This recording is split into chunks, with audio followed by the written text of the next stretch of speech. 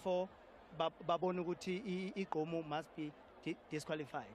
So uDumi Mkokstad want iGqomu to be disqualified. Nathi as Maskandi want hip hop to be disqualified. So ke manje into eyenzakalayo ukuthi uMaskandi busuvumile ukuthi ayikulungile iqhubeke hip hop idlala. So uDumi yena akangavuma ukuthi cha ufuna usikhulumele wena. Okay. So ngichaza ukuthi kufika kanjani lesimo. So uDumi mayingena egroundini wathi uMaskandi akakwazi uDumi ungena egroundini ekubeni uMaskandi nawo unqatsheliwe ufaka idispute shuthi uDumi yena mayivunywa nabo kumele bengene egroundini. So ingakho ke kunenkinga njengamanje. All right, thank you very much. I appreciate it. Mongeza ngapha nje mina Tira.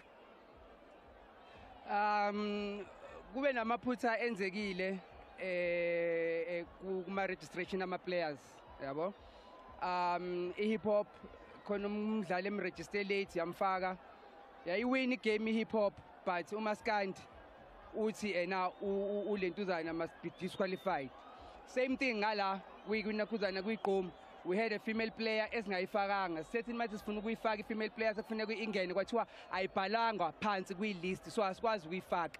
So ngalokho banqaba ukuthi siyifake sabashaya laba kodwa u2-1 so manje bane dispute njengoba bene dispute uMaskandi ne dispute ne hip hop ukuthi kuthi thina even though sibashayile bathi bafuna si disqualify.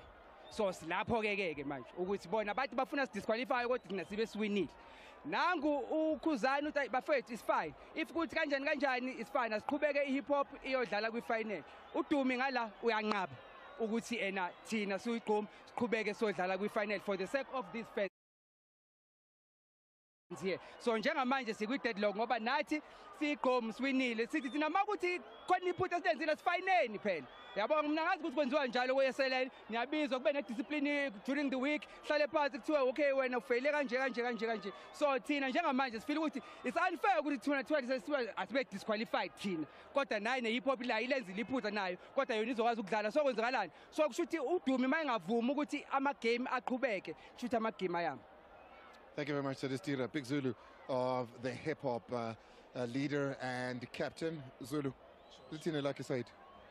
Mfowethu ngicabanga ukuthi iphuthe lenzakele njengoba ukhuzana eshilo and hayi ukuthi ama player lawo bengekho and naye uTira hayi ukuthi intombazane bengafuna ukuyifaka bengabhalwa ngaphansi. Enye into ekumele uyazi lento is just having fun akusiyinto eseyisekutheni mfowethu sekumele senze show ukuthi manje sithola wonke ama player amaningi senza umculo lento ukuheavy fun nje kwama artist uyayibo yonke le nto leyo.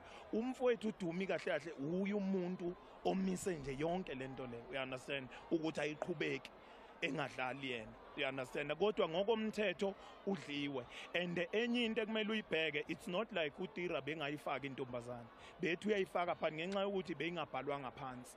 Even size kuwe lapha yana ucoach uMaskandi bebembhala ukuthi udlala phakathi. So that's why kube nenkinga nje zama list nani you understand kodwa kudlaliwe kwamnandi la win iGqomu ya win hip hop for abalandeli laba nayo yonke into mfowethu bekumele basiyeke siqhubeke sidlalele you understand akusiyinto it's not about imali it's just about having fun.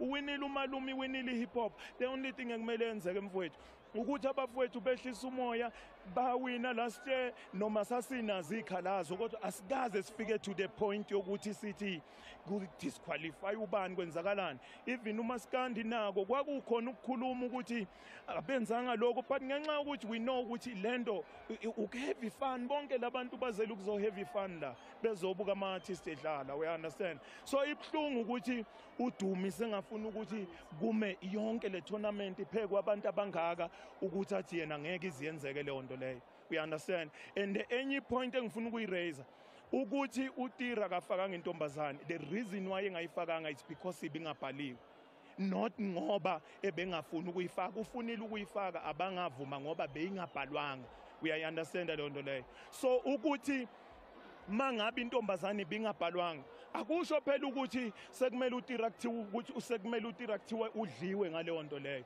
Kumele kube ne-fine ukuthi kune-fine engaka uTira azoyithola because asikho professionally siyayidlala umdlalo nje lo mfowethu. That's Victor Hlongwane there signaling as to the fact that the game should have kicked off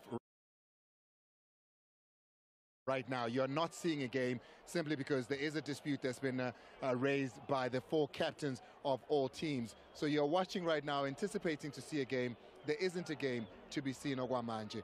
Dumi? Ngiyabingelela kubona bonke ababukela emakhaya egameni lika Jesu.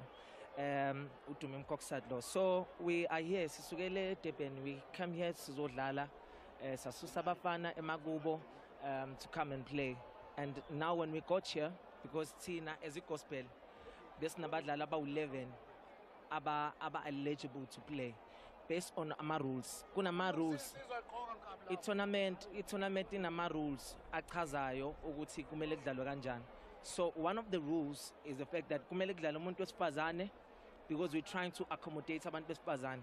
IGqom, they decided not to follow that rule. 1. Number 2, Utira says he claims ukuthi uzamele ukufaka intombazane egamini. I-rule ithi intombazane kumele ingene for a minimum of 10 minutes. Minimum, the minimum is ngani. Kumele intombazane idlale for 10 minutes.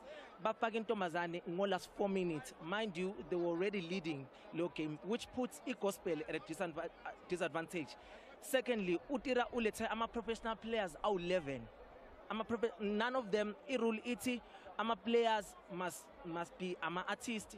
Kumele kube ukuthi bayacula banama-album. Utira ulethe abafana abawu-11 abadlala ibhola. Imawo angikuphazamisanga. So yonke into imile nje. Imawo abantu abawu-11 or soccer players ebengamele badlala. Utira bafakile, which puts us at a disadvantage. We scored the first goal, basikava intombazane ayidlalanga. They scored the second half. Intombazane still adlala. Thina we are at a disadvantage. Ama rules a tournament athi kumele ukudlala intombazane. I-committee yale cup le they ruled for i-gospel, but i-gospel kumele idlale. We are in a situation manje iGqom abafuna ukuphuma egroundini, and we are also saying we will not leave egroundini because based on the rules we should be playing. Right, guys, I want to know, okay, Zulu, Tira, come through. Guys, I only want the 4 people involved here. We're live on air, guys. I can't do this and you can't be seen. So that decision must be taken here on the air. Big Zulu, we're live on air, so unfortunately I can't involve everybody else. The gentlemen here need to tell us, we want to show the game. We said we want to support this thing that you're doing. As the SABC and SABC Sport, we put resources and money behind this to show a game in the off-season. Are you guys then telling me, Ogoti, we have to play a movie Chan-Li, ngoba nina ni decide ukuthi anizodlala umdlalo akho reasoning enzofika kuyona? Now we have taken a decision ukuthi ama team wonke adlala ashama penalty, so that is over balance. Only 3 people from the team. And then what then happens there? 3 teams take penalties. What? So ebedlale nenye ithathe, so because uMaskat with hip hop. They are going penalties with people hip hop. They say so. Is this something you guys are all agreeing on? We're just trying, guys. Dumi udliwe cela usiphumela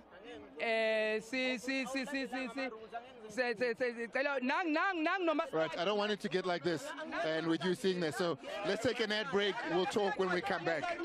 Take a quick break. Let's take a break.